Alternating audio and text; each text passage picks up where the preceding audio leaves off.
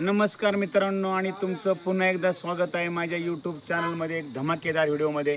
आज आम्ही सर्व आलेलो आहोत नाशिक जिल्ह्यामधील त्र्यंबकेश्वर येथील हा अंजनेरी गड पाहण्यासाठी।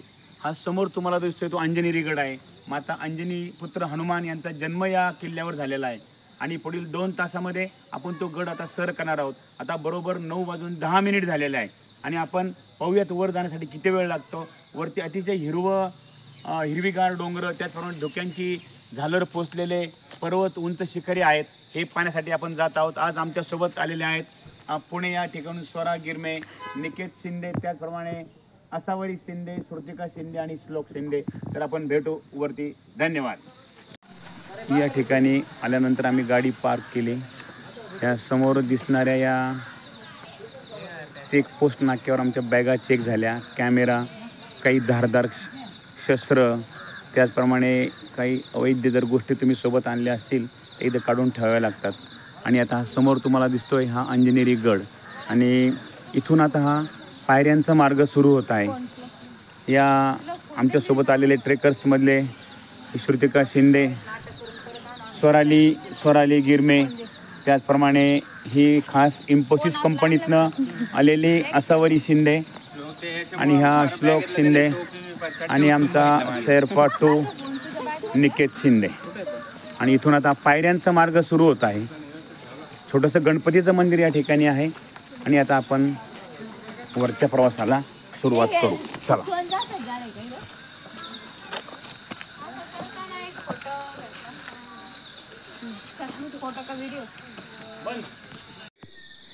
साधारणतः ट्रेक सुरू केल्यानंतर एक 5 मिनिटाच्या अंतरावर मला हे नाशिक शहराला पाणी पुरवठा करणारं गंगापूर धरण दिसलं। त्याचप्रमाणे किल्ल्याच्या पायथ्याला असणारं हे छोटंसं तळं आणि या बाजूला हा अंजनेरी गड, ही गडाची मागची बाजू आहे। आम्ही या दिशेने आलो आहोत आणि आम्हाला आता असं वळसा घेऊन या बाजूने वरती जायचं आहे। आमच्यासोबत आलेले पर्यटक मागच्या बाजूने येत आहेत आणि जवळजवळ निम्मा ट्रेक करून आम्ही इथे आलेलो आहोत आणि आता सुरू होत आहे 2 पर्वतांमधून निघणारा व्हीसेप रस्ता। या ठिकाणी हनुमान जन्मस्थानकडे जाण्याचा रस्ता असा एक बांध दाखवलेला आहे आणि बरेचसे पर्यटक सकाळीच निघालेले आहेत, काही पर्यटक पुढे गेलेले आहेत आणि या बाजूला दिसते ते अतिशय सुंदर असे दृश्य, अंजनेरी पर्वताची पाठीमागची बाजू।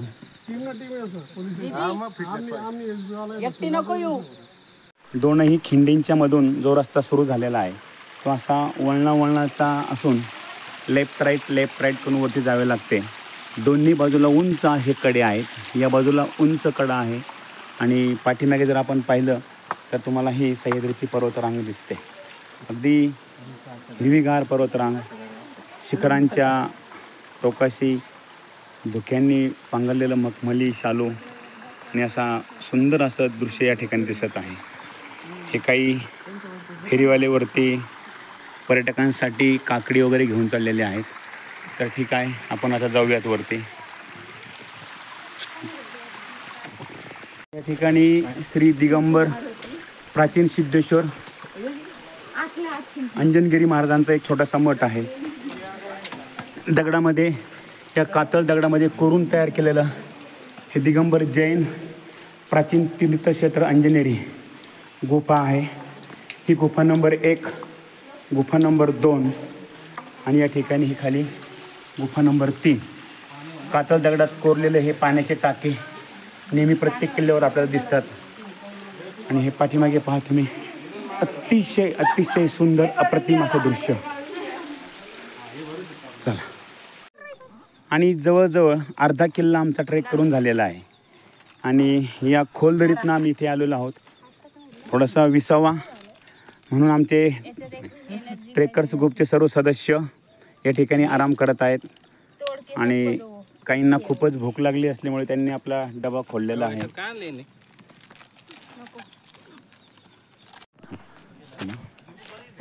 आणि आता या ठिकाणी एक छोटं पाण्याचं तळं आहे आणि दुसरा टप्पा आमचा चढून संपलेला आहे आणि आता जंगलातनं आमचा प्रवास सुरू झालेला आहे आणि जंगलातनं प्रवास सुरू झाल्यानंतर आम्ही आता पुढे जाणार आहोत थेट अंजनेरी गडाकडे। चला तर।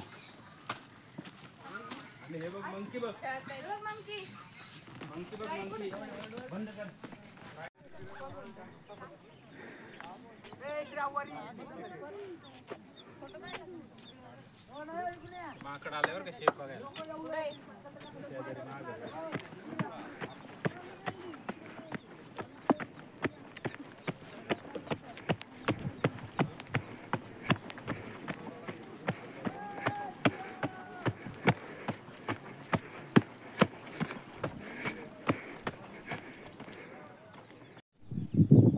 आणि या किल्ल्याचा दुसरा टप्पा आम्ही पार केलेला आहे. आता इथून त्या बाजूला समोर त्या धुक्यामध्ये अंजनेरी मातेचं मंदिर आणि हनुमानाचं मंदिर आहे. हे पहा खालच्या बाजूला तुम्हाला हा जो पाण्याचं तळं दिसत आहे असं म्हटलं जातं पुराणामध्ये की हनुमानाच्या पायाचा आकार आहे. पहा या बाजूला अंगठा, तिथे करंगळी, तिकडे ते पायाचं लवण आणि पाठीमागे टाच असा हा आकार आहे. इकडं ह्या धुक्यामध्ये त्र्यंबकेश्वर, इकडं नाशिक आणि या बाजूला असा हिरवागार धुक्याची चादर पांघरलेला अंजनेरी गड. तर चला आपण जाऊयात वरती. परंतु प्रशासनाने सुद्धा हा जो भ्रष्टाचार होणारा भ्रष्टाचार आहे, धर्मस्थळी होणारा भ्रष्टाचार आहे, हा भ्रष्टाचार एकदम शून्य पद्धतीने